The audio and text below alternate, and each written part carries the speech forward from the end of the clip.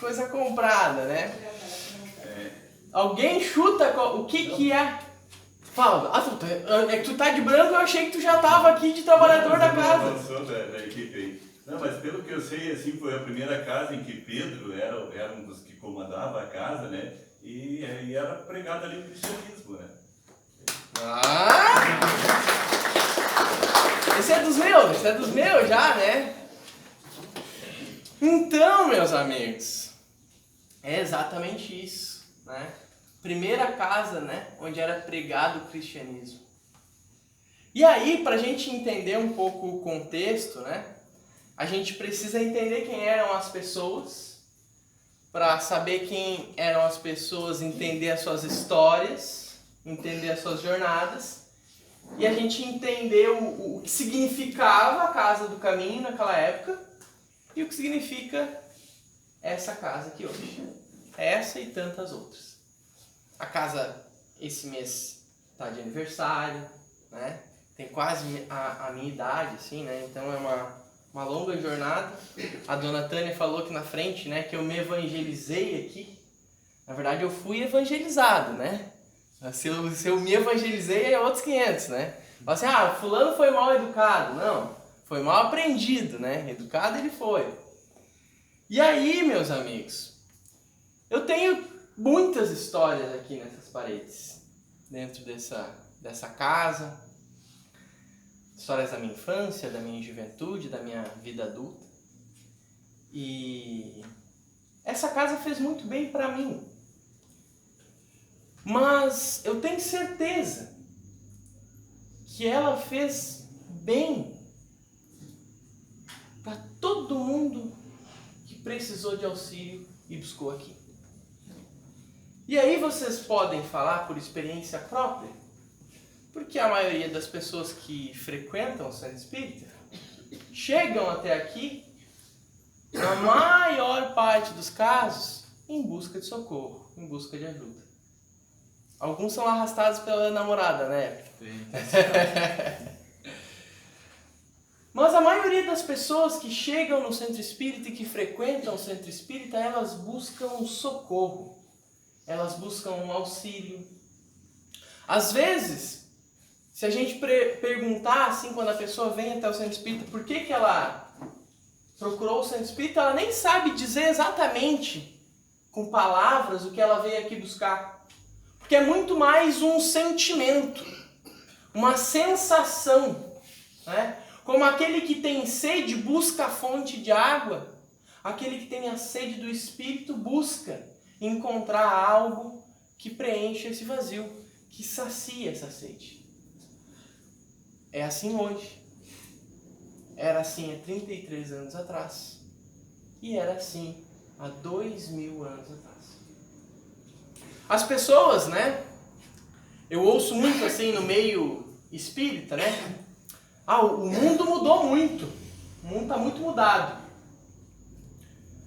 E aí, é verdade. O mundo tá diferente, né? Tá diferente. O mundo é diferente de quando eu era criança, de quando eu era adolescente. O mundo tá mudando, tá diferente. As dinâmicas são outras. Isso aqui mudou muitas dinâmicas, né? Encurtou caminhos, aumentou distâncias às vezes. Mas a gente precisa fazer uma reflexão um pouquinho mais profunda do que a maioria das pessoas faz. Agora eu tomo um choque aqui e desencarno, né? Pensou? O mundo tá mudando? Tá.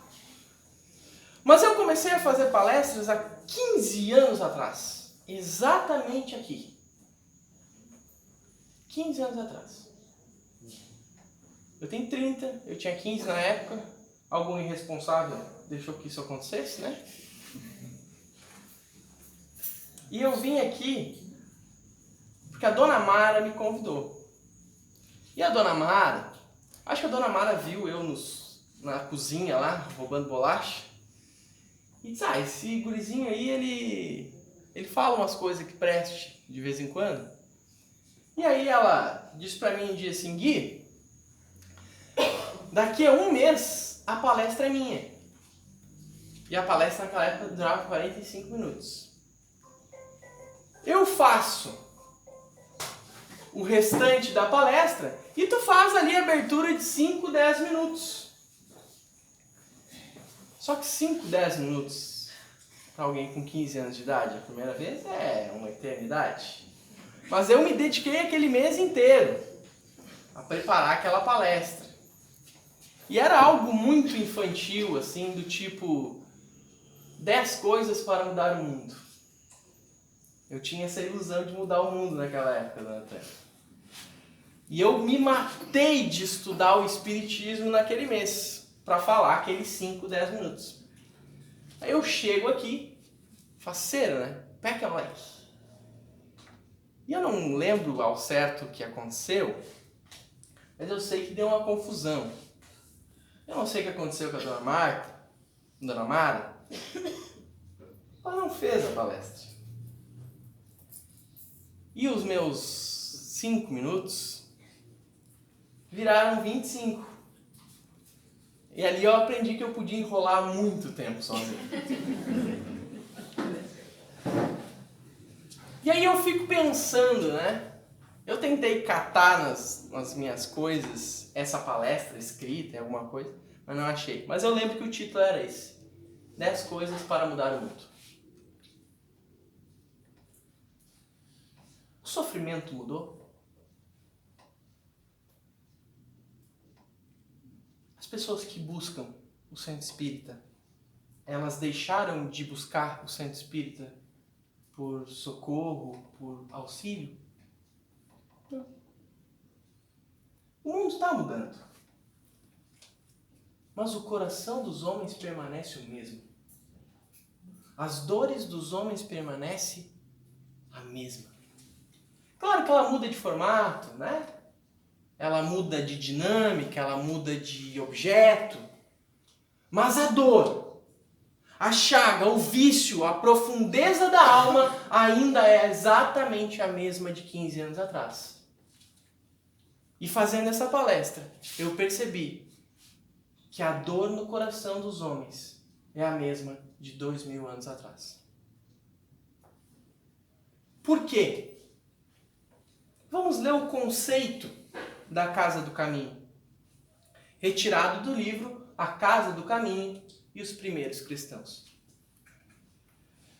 Com o objetivo de continuar a propagação do Evangelho de Jesus, Pedro, e nós vamos falar muito deles hoje, construiu a Casa do Caminho, uma casa singela de paredes brancas, coincidentemente, onde se praticava o puro cristianismo. Sob a sua orientação, a Casa do Caminho brilhou como um socorro, sempre disponível para os enfermos do corpo e do espírito, como um oásis de esperança para os viajantes cansados e exauridos, como posto de refazimento para os necessitados de todas as matizes. Representava o porto seguro para os cristãos perseguidos, naqueles longínquos tempos do cristianismo primitivo. Então aqui ele fala de enfermo, somos todos nós, enfermos da alma, alguns enfermos do corpo. Fala sobre a Casa do Caminho ser um porto seguro para cristãos perseguidos. E hoje nós não somos mais perseguidos assim pela justiça, né? Como há menos de 100 anos atrás, por exemplo, o espiritismo era perseguido, era proibido que se praticasse espiritismo. Né? Há menos de 100 anos atrás, uma reunião como essa aqui era ilegal perante a lei. Nós não somos mais perseguidos nesse nível de lei. Mas muitas vezes nós somos perseguidos nos dias de hoje nas nossas crenças. Né? As nossas crenças, elas se diferenciam um pouco das crenças do mundo. Né? São crenças do Cristo, um pouco mais humanitárias, um pouco mais indulgentes, um pouco mais pensando no outro e não somente em mim. Então essas crenças não batem muito com as ideias do mundo. Então existe hoje essa forma de perseguição. Aqui fala também que servia de um paradouro para os viajantes cansados e exauridos. Não somos todos nós viajantes na encarnação? Nós não somos daqui. Nós somos da pátria espiritual. Nós somos espíritos milenares, vivendo uma curta jornada terrestre. Viajantes atravessando um caminho. Me parece muito parecido a descrição da Casa do Caminho com a descrição de um centro espírita, com a descrição de uma igreja. E a gente sabe que tudo que há fisicamente é reflexo do que há no plano espiritual. Então essa casa, ela é um reflexo material do que essa casa representa no plano astral. Então, não sei se vocês já pararam para pensar, né? Que luz emite um centro espírita? Uma casa como essa no plano astral. E aí, trazendo aqui para o nosso contexto da Novo Horizonte, por causa do planejamento urbano aqui do bairro, a gente tem uma igreja católica, um centro espírita, terreiro de Umbanda da querida Mãe Jácia aqui do lado. Do outro lado da quadra a gente tem uma igreja evangélica. A gente tem a escola. A loja maçônica aqui do lado, que apesar de não ter um direcionamento religioso, é uma casa de estudo filosófico. Na outra ponta da quadra a gente tem o templo dos Testemunhos de Jeová. Então, se um centro espírita emite luz, imagina essa quadra inteira. Isso aqui o Capão Novo é um ponto de luz assim no universo. E todas essas são casas do caminho. A Novo Horizonte, a Igreja Católica, a Igreja Evangélica. São casas que recebem doentes, que auxiliam com o pão a quem tem fome física, que auxiliam com o trabalho espiritual aqueles que têm traumas espirituais. Então, o trabalho dessa casa é imensurável. Eu sei o que essa casa fez na minha vida. Consigo dimensionar isso. Mas e todas as outras pessoas que passaram por aqui? Não é exatamente esse trabalho que o Pedro fazia lá em Jerusalém, há 2000 e lá vai. O trabalho de propagação do Evangelho. E aí vocês devem pensar, Pedro era perfeito. O cara fundou a primeira igreja cristã. E aí a gente vai viajar um pouquinho mais para trás. E aí nós vamos dar uma analisada no Pedro aqui, sem preconceito, né? Nós vamos analisar o Pedro sem fazer juízo de valor. Nós vamos aqui para, né? As palavras do Evangelho são confusas, eu estou aqui para tentar deixar um pouco mais confusa. Quando Jesus encontra Pedro pela primeira vez, pescando, ele diz, lá em Mateus 4, vem que eu te farei um pescador de homens. Guardem essa informação. Aí mais pra frente, né, o Pedro já estava ali envolvido pela aura do Cristo, né? E aí Jesus vai dizer para ele assim, Pedro, que naquele ponto era Simão, que era o nome de origem, né? Então Jesus diz, Simão, tu és Pedro, né? Tu és a rocha. Jesus tinha essa mania, né, de mudar o nome das pessoas. Simão, filho de Jonas, tu és a rocha, e sobre esta rocha eu edificarei a minha igreja. O Pedro se achou nessa hora aí, né? Tô grandão. Mas a gente vai perceber que quando Jesus fala a Pedro, não é para Pedro exatamente. É para o que Pedro significa. E aí mais pra frente, o Pedro já estava, né? Não, eu estou aqui com Jesus, eu sou o comandante da parada, ele vai edificar a igreja dele sobre mim, porque eu sou a pedra, não entendi muito bem essa história de ser a pedra, mas eu estou aqui. E aí o Pedro, ele se coloca assim como o discípulo preferido, o melhor. E aí Jesus vai dar uma lição para Pedro. Dizer que aquele que quiser ser o primeiro entre todos, seja o primeiro a servir. E aí Jesus diz a Pedro, lá em Lucas 22, mas eu roguei por ti, Pedro, para que a tua fé não desmorone. E quando tu te converteres, confirma também os teus irmãos. Nessa altura do campeonato, já era o final da trajetória de Jesus encarnado. Então Jesus já tinha vivido muitas coisas com os discípulos, passado dias e dias, anos com os discípulos. E o discípulo em que ele mais se conectava e compartilhava as suas horas era Pedro. A narrativa da Bíblia, do Evangelho, vai nos dizer que Jesus ficava na casa de Pedro.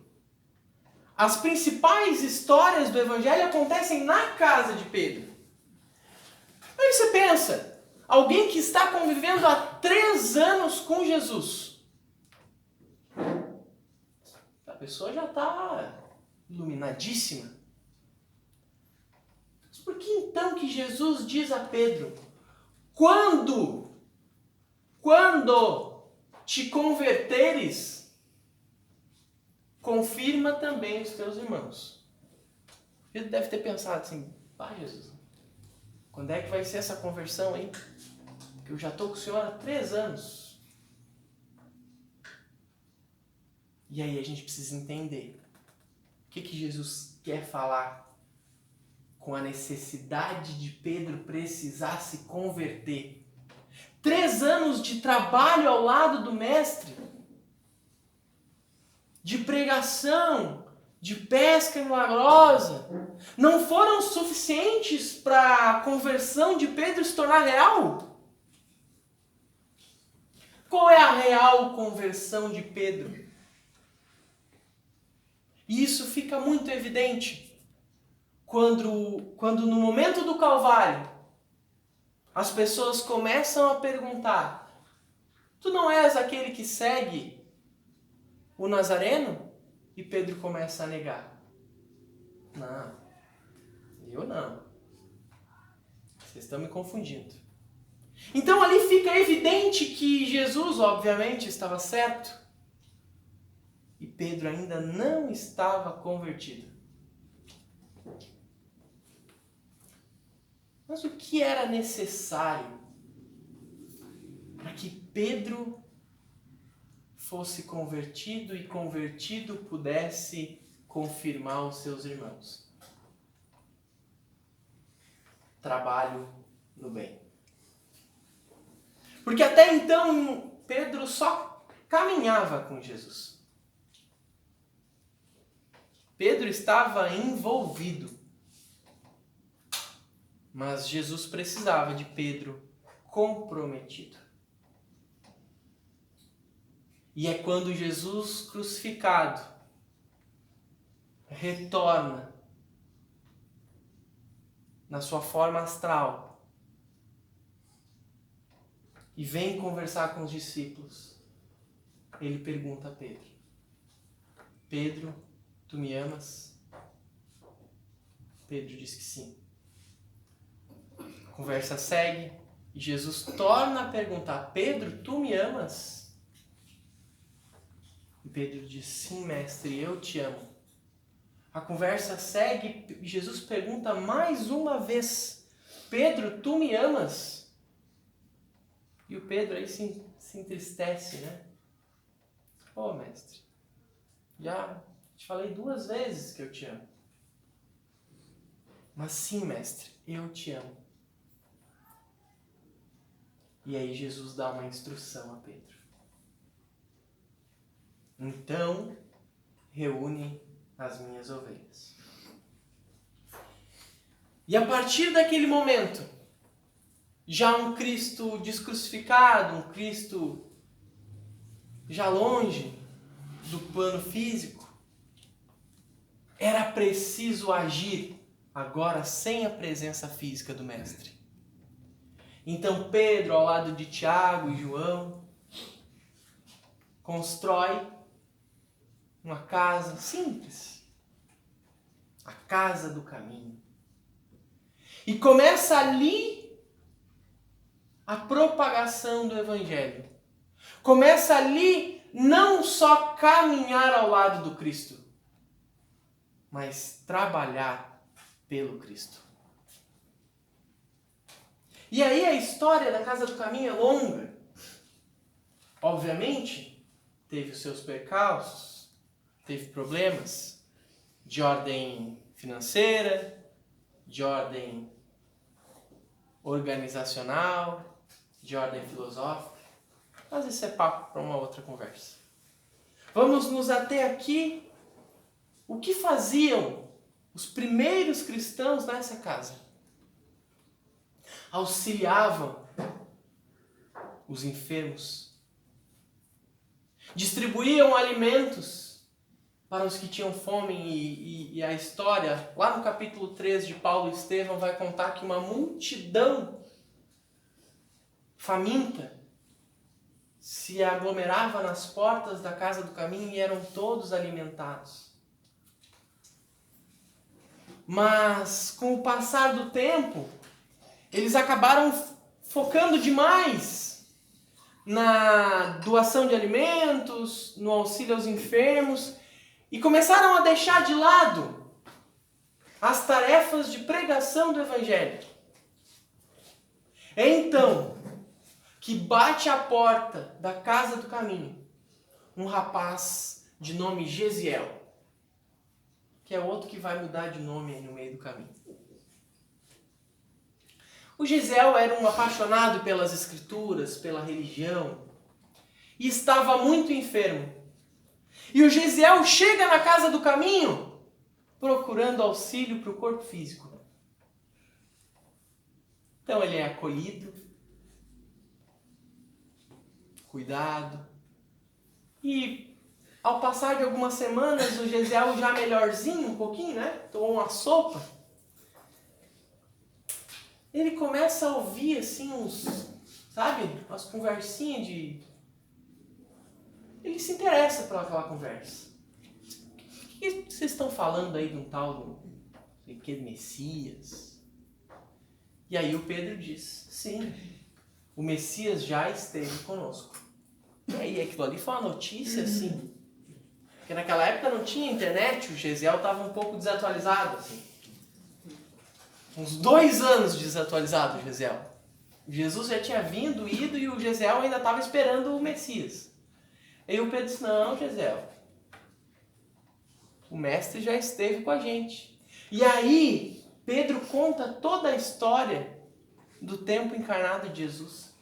Aí o Gesiel, era isso aí que eu estava procurando.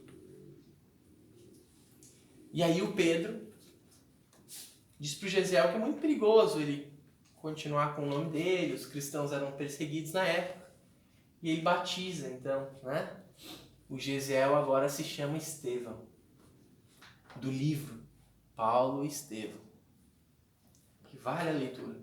Então, uma das principais obras auxiliares, né? Nós temos as obras básicas, e do Allan Kardec e tal, e nós temos as obras auxiliares, a maioria delas pela psicografia do Chico, e talvez Paulo e Estevão seja a mais sublime delas.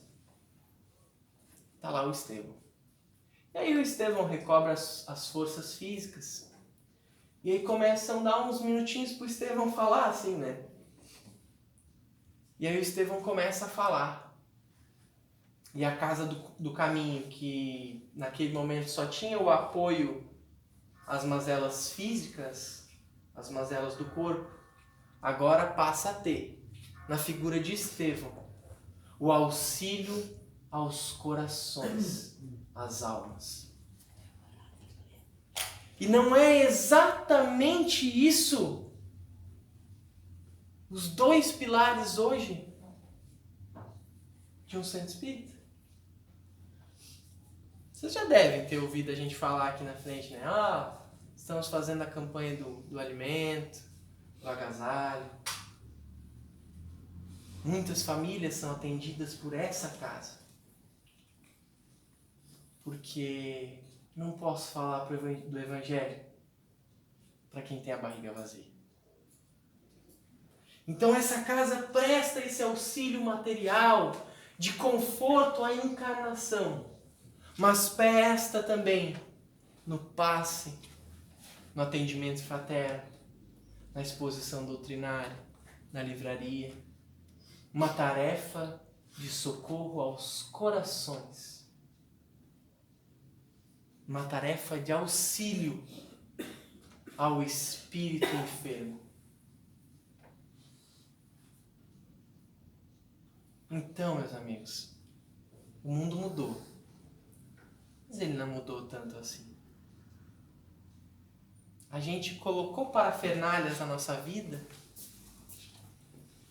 criou complexidades e sistemas, mas a dor dos primeiros cristãos que buscavam a casa do caminho ainda é a dor dos cristãos que hoje procuram a Novo Horizonte, que procuram a Igreja Católica, a Igreja Evangélica. E essas casas são paradouros para aqueles que precisam.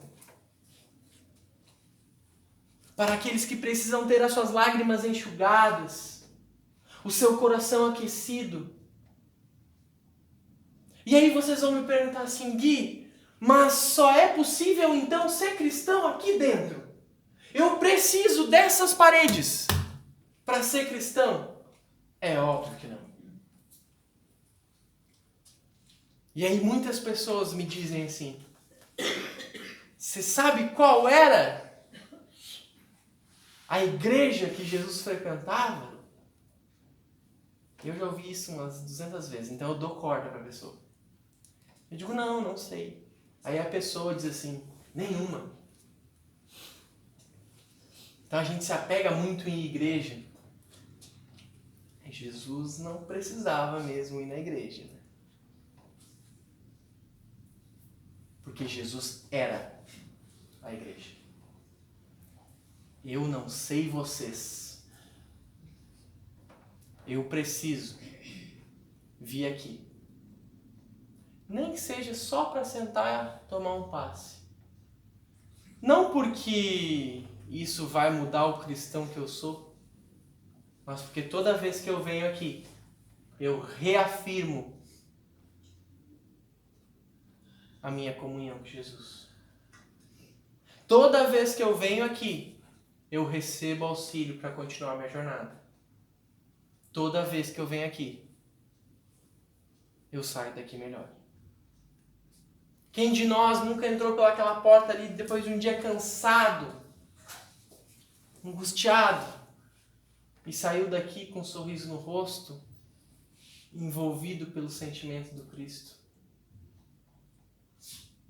Porque sim, Jesus não frequentou nenhuma igreja, Jesus não fundou o cristianismo. Jesus era o cristianismo. Sim, Jesus não precisava de um templo para ser o Cristo.